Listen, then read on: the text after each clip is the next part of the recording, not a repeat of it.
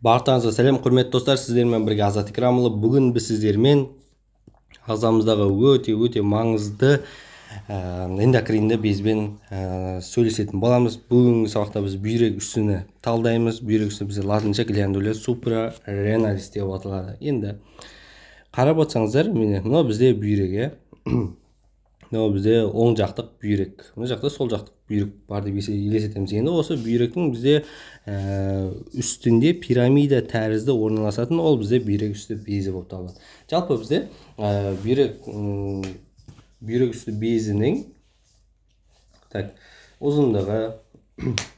ұзындығы бізде 3-6 сантиметрді құрайды. Ені бізде 2-3 сантиметрді құрайды, ал оның салмағы бізде 10-20 грамм арасында болады. Енді қараймыз. Бізде оң жақтық бүйрек үсті безі бар, оның алдыңғы беті міне. Осы алдыңғы беті бауырмен және 12 елі ішекпен беттеседі. Бауыр және 12 елі ішек. Ал оның бізде медиальды беті, ол бізде төменгі қуыс венасымен беттесетін болады. Келесі мына жақта бізде сол не бар? Сол бүйректің үстінде бізде сол жақтық бүйрек үсті безі бар, бүйрек үсті безі бар. Ол не істейді?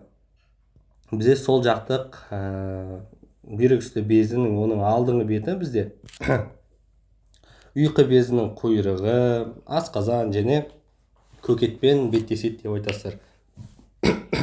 Кешірім сұраймын. Және бұл сол жақта бүйрек үсті безінің бізде тағы медиальды бетін не құрайды десе, сіздер айтасыздар, қолқа венасын айтасыздар. Міне, ол қолқа венасы, міне, аорта абдоминалис деп аталады. Жалпы осы бізде просто суретін таппай қалдым, сол жақта бүйрек үсті безін. Жалпы дәл осылай айтып беретін боласыздар. Енді қараймыз. Оның несіне қарайық, топографиясына, сосын құрылыстарын және оның ең негізгі гормондарына қарастыратын боламыз. Кеттік.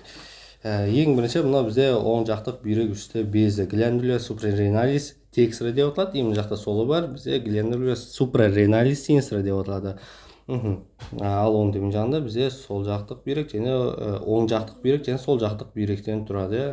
Ренодекструм эт синструмнан тұрады. Енді қарап отырсаңыздар, бізде медиальды беттерінің бізде мынау бізде төменгі қуыс вена кава инфериордан тұрады.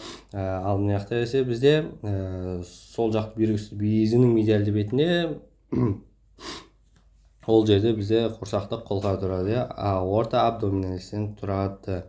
Енді осы аортаның бізде тармақтары осы бүйрек үсті бездеріне қанмен қамтамасыз етеді. Ол бізде мына жақта бүйрек үсті безінің бізде ортаңғы артериясы, қолқа артериясы, оны біз артерия супрареналис медиа, аорта абдоминалис тармағы деп атайтын боламыз.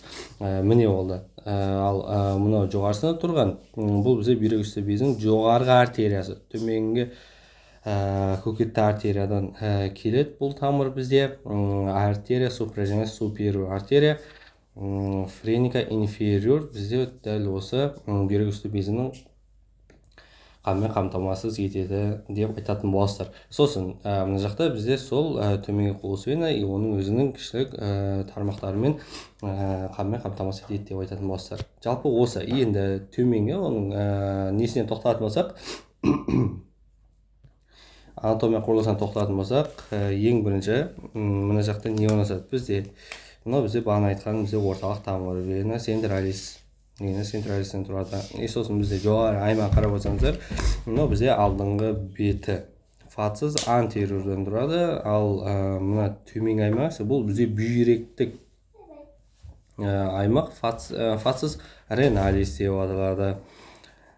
Сосын енді қарап отырсаңыздар, енді бұны ең маңызды заттары бар, ең бірінші осы бүйректен кейінгі қабатына жататын, ол бізде қыртысты затынан тұрады. Мына сары тұрған, бұл бізде қыртысты заты. Қыртысты заты бізде кортекс деп аталады. Сосын одан кейінгі қыртысты затынан кейінгі қабатты бізде не деп айтамыз? Оны біз мыйлы зат деп айтамыз, оны біз медуля деп атаймыз. Енді осы қыртыс затына арасында қарап болсаңыздар, бізде орталық тамырлар бар. Мына орталық вена келді ғой. Дәл осы веналар бізде милық бетінен шығады деп айтасыздар. Вена централистен шығады дейсіздер. Міне сол. Сосын бізде ең сыртқы қабатын қамтып жатқан ол бізде несінен тұрады? Дәнекер қапшықты тіннен тұрады деп айтасыздар. Жалпы бүйрек біздің. Ал мына артқы аймақ тұрған, мына бізде артқы беті, фацис постериор деп атайды.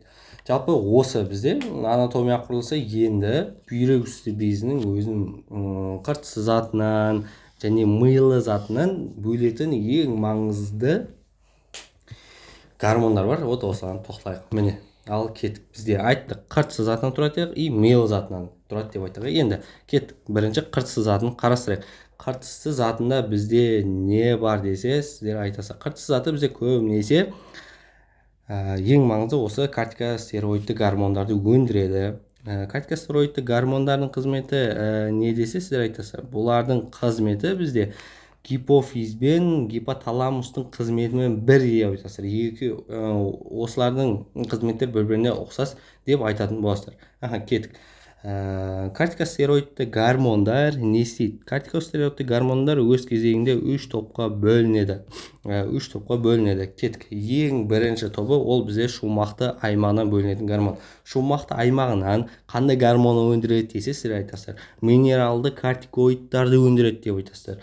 Минералды кортикоидтардың ішінде ең маңыздысы ол бізде альдостерон. Альдостеронды бөледі деп айтасыздар. Альдостерон гормоны не істейді десе, сіз айтасыздар. Альдостерон гормоны ол бүйрек өзекшелеріндегі натрий және судың реабсорбциясына қамтамасыз етеді деп айтасыздар. Болды. Бұл бізде ең бірінші тобы, шумақты аймақ. Кеттік. Келесі бізде екінші аймағы.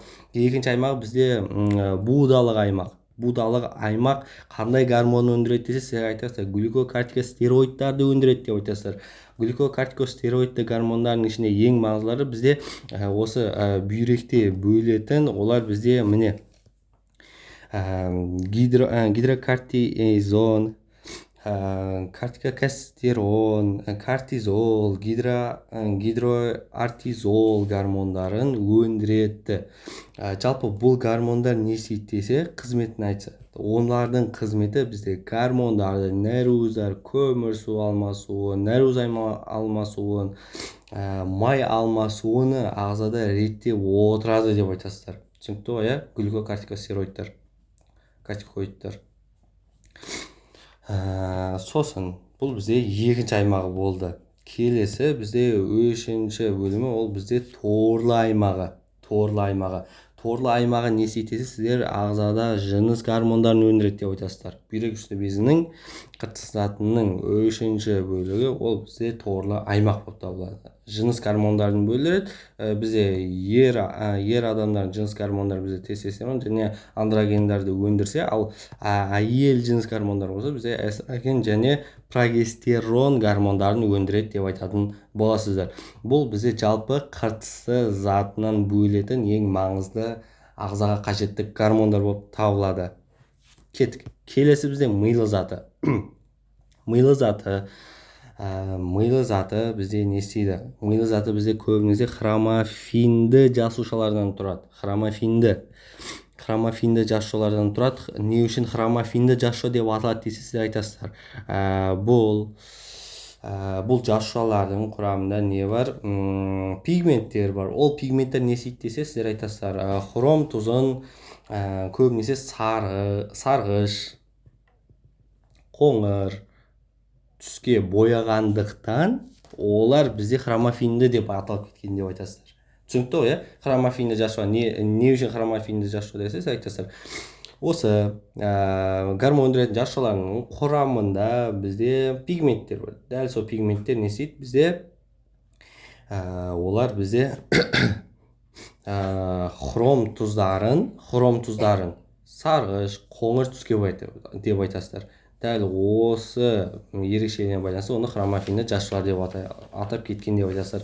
Енді бұл хромофинді жасушалар қандай гормон өндіреді десе, сіздер айтасыздар.